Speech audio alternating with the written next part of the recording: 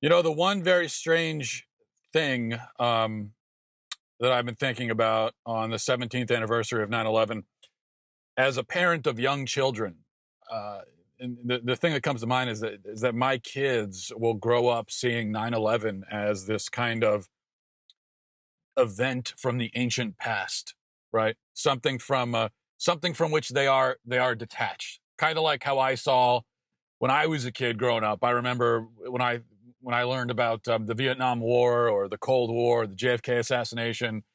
When I was a kid, all of those events were relatively recent to me. They happened not long before my birth, and my parents remembered them and told me about them.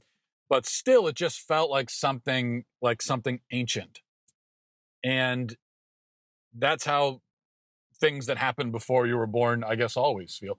At least in modern society, that's how they feel. I think maybe back in the old days, people felt more connected to the past, even the past, the things that happened before they were born.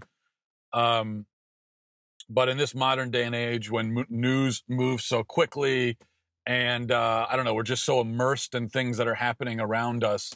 We're so immersed, kind of in the present, and we have all this information coming at us all the time. We're so aware of everything that's happening in the world, so it makes it harder for us to feel connected to the past.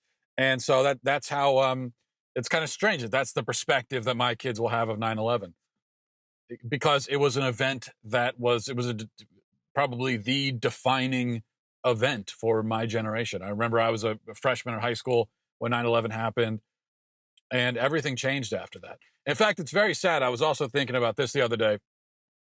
For me and my generation, I was thinking, like, what are the three what are the three defining events for my generation?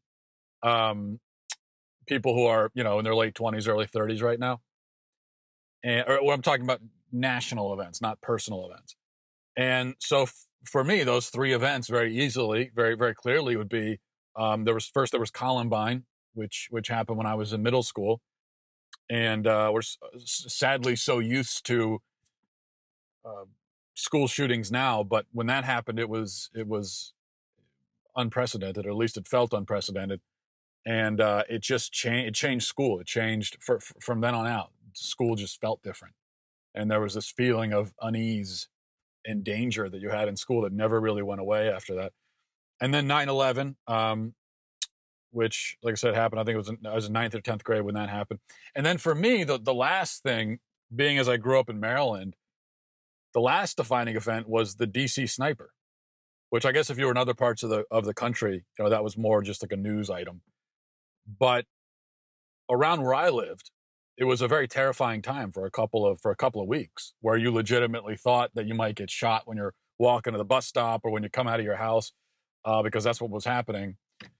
And so I was thinking about how much fear, anxiety, suspicion, all of those things, those defining events, infused not just into me personally, but into everyone who was growing up around that time.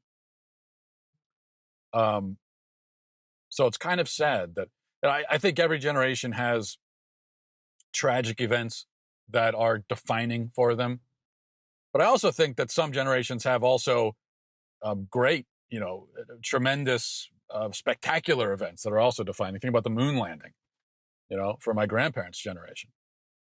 But so far, I don't know if we really have anything like that. At least for me, growing up, all the big news events, the defining ones. You throw the Iraq War in there as well. I mean, they were all terrible things, right? So, in that sense, I'm glad that it happened long before my kids were born, because I don't really want something like that to be a defining event for them. But in another sense, considering 9/11 was a defining national event, I don't want my kids to feel completely disconnected from it either, though inevitably they will.